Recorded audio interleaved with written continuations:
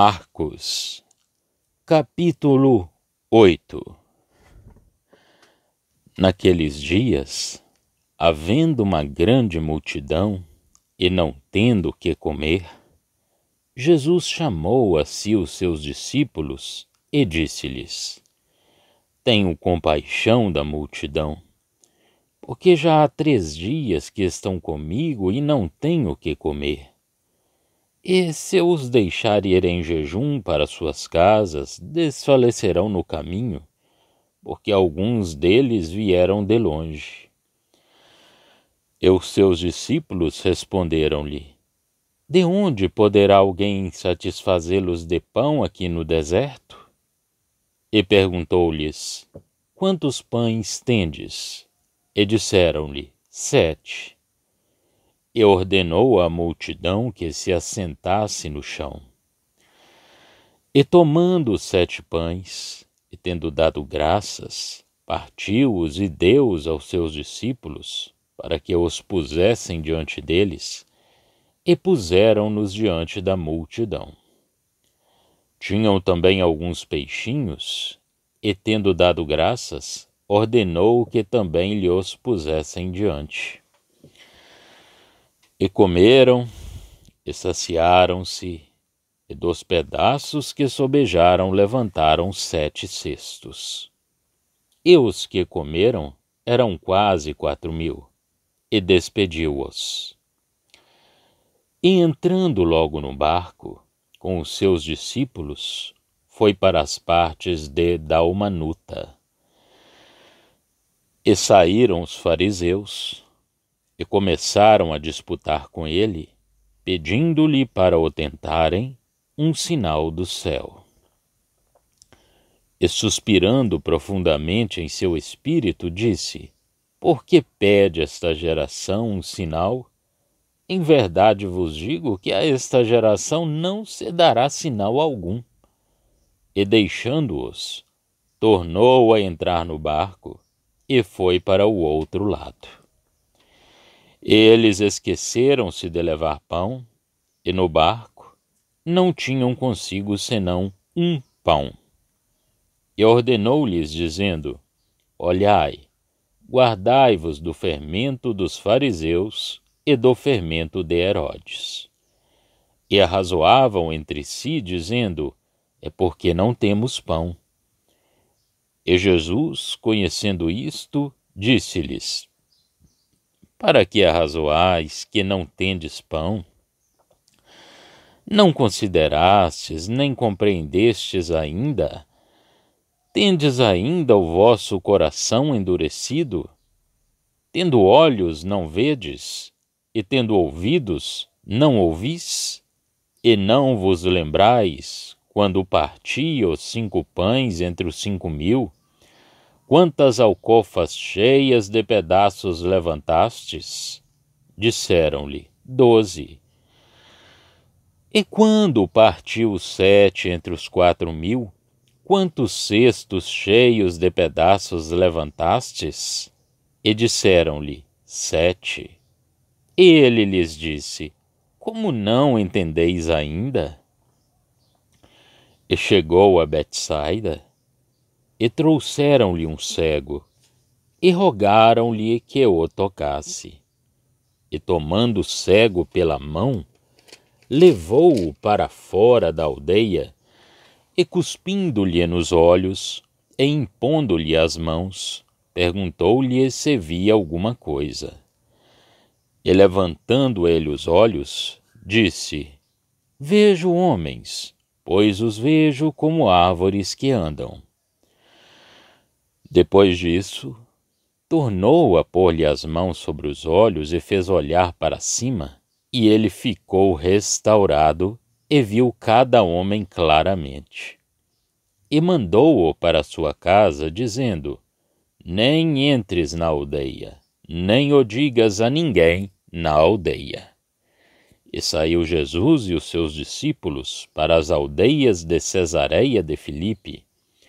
E no caminho perguntou aos seus discípulos, dizendo: Quem dizem os homens que eu sou? E eles responderam: João o Batista, e outros Elias, mas outros um dos profetas. E ele lhes disse: Mas vós, quem dizeis que eu sou? E respondendo Pedro lhe disse: Tu és o Cristo. E admoestou-os para que a ninguém dissessem aquilo dele. E começou a ensinar-lhes que importava que o Filho do Homem padecesse muito, e que fosse rejeitado pelos anciãos e príncipes dos sacerdotes e pelos escribas, e que fosse morto, mas que depois de 3 dias ressuscitaria. E dizia abertamente estas palavras. E Pedro o tomou à parte e começou a repreendê-lo.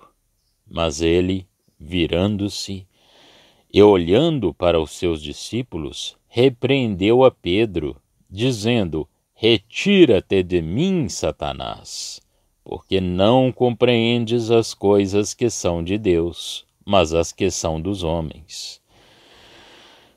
E chamando a si a multidão, com os seus discípulos, disse-lhes: Se alguém quiser vir após mim, negue-se a si mesmo, e tome a sua cruz, e siga-me.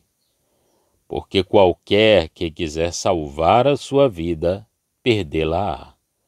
Mas qualquer que perder a sua vida por amor de mim e do Evangelho, esse a salvará. Pois que aproveitaria o homem ganhar todo o mundo e perder a sua alma? Ou que daria o homem pelo resgate da sua alma? Porquanto, qualquer que entre esta geração adúltera e pecadora se envergonhar de mim e das minhas palavras, também o Filho do Homem se envergonhará dele, quando vier na glória de seu Pai com os santos anjos. Marcos, capítulo 8. É por isso que, segundo me parece, nos é dado o segundo milagre da multiplicação dos pães. O Senhor opera em favor de Israel, não mais como administrando o poder messiânico no meio do povo, o que, tal como temos visto, era indicado pelo número 12, mas apesar da sua rejeição por Israel, continuando a exercer o seu poder de uma maneira divina e separada do homem. O número 7 tem sempre a força da perfeição sobre-humana, o que está completo. Isto, porém, aplicado ao que está completo, tanto no poder do mal como no do bem, quando não é humano e subordinado a Deus. Aqui ele é divino. É essa a intervenção de Deus, que não se cansa e que está de acordo com seu próprio poder, o objeto principal da repetição do milagre a manifestar. Depois disso, é-nos mostrado o estado espiritual dos chefes de Israel e do remanescente. Os fariseus pedem um sinal, mas nenhum sinal seria dado a essa geração. O seu estado de espírito era de completa incredulidade, pois tinham perante eles abundantes provas de quem Jesus era. Aliás, foram essas mesmas provas que os levaram a pedir-lhe um sinal. Por isso o Senhor se afasta deles. Mas o estado de cegueira espiritual e de pouca inteligência do remanescente também se torna bem patente. Versículo 16. O Senhor adverte os seus de evitarem o espírito e o ensino dos fariseus, falsos pretendentes a um zelo santo por Deus, e dos herodianos, servis sectários do espírito mundano que, para agradarem ao imperador, punham Deus inteiramente de lado. Empregando a palavra fermento, o Senhor dá aos seus discípulos a oportunidade de manifestarem a sua pouca inteligência espiritual. Se os judeus não aprendiam nada dos milagres do Senhor, e ainda pediam sinais, os próprios discípulos também não realizavam o poder divino que se manifestava neles.